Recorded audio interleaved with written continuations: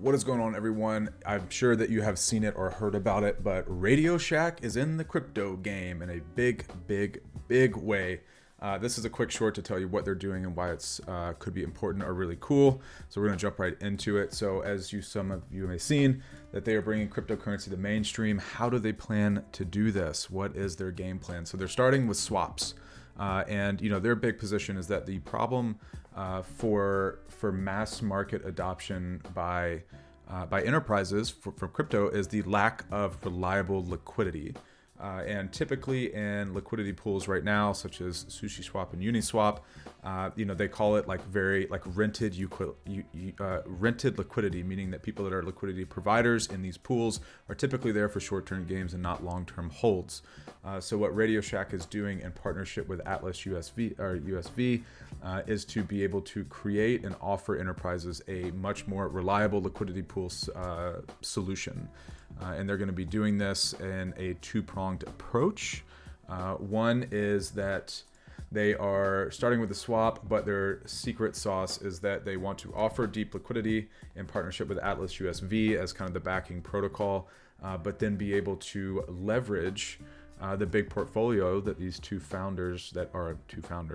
owners have called Retail E-commerce Ventures that holds brands like RadioShack, Pier 1, Steinmart, Linens and Things, and others, to be able to bring them all to this really quickly. That will attract a lot of liquidity providers and create a lot of inflow of third-party tokens that then become part of the RadioShack treasury. And then they can offer liquidity out to retail providers that want to accept crypto or have their own coins, right? And the big takeaway from all of this is that typically why enterprises, or what they're saying is one of the barriers for enterprises to going into the crypto space is that to get liquidity, right? So to change these crypto tokens into other things that could be traded out for fiat, there's this concept of slippage. So slippage is the price difference when you submit a transaction versus what it actually completed the transaction, and depending on the amount of liquidity and stuff there, those prices can change. And for a large billion-dollar enterprise, being able to have some reliability on how much the swaps are going to cost, and knowing that you will reliably have enough liquidity in the pool to always be able to service your customers and your business is extremely critical. And as of right now, typical liquidity pools like Sushi and Uniswap, they say aren't reliable for enterprise usage, mostly because the people are there for one, short-term holds, one or two there that if the rewards or the payouts stop coming, meaning people stop swapping, they will pull their liquidity out of it, which can create a run on it, and then it could go to zero. And the second or the third one is that there's always churn in liquidity pools. This times back to short-term holds, meaning that people will put in liquidity for a week or two and then pull it out. And if the market is volatile, there could be a panic sell, which would basically crash the liquidity pool. And then people are trying to buy with tokens, and you're trying to cash out to pay for your goods and services that you're selling.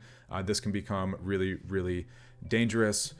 And this is what RadioShack, from what I've read, is trying to do. So, again, to wrap that up, is that they're going to leverage their partnership with Atlas USV, which the founders of Retail E-commerce Ventures that now owns RadioShack also founded as well. So they're going to put it with this idea of a deep liquidity pool, which will reduce slippage, provide confidence to enterprises that they can get liquidity out of the tokens when they accept them. And if they put this all together, that they will offer a solution for mass market adoption of this stuff. That's what we're going to see, and we'll see if it actually works. But that is your quick rundown of what's going on. I've got a longer video that I will put over here, this side. I'll put over here that you can click to watch. That's a bit longer, but again, this is a short one. And with that, we're out. Keith, do it.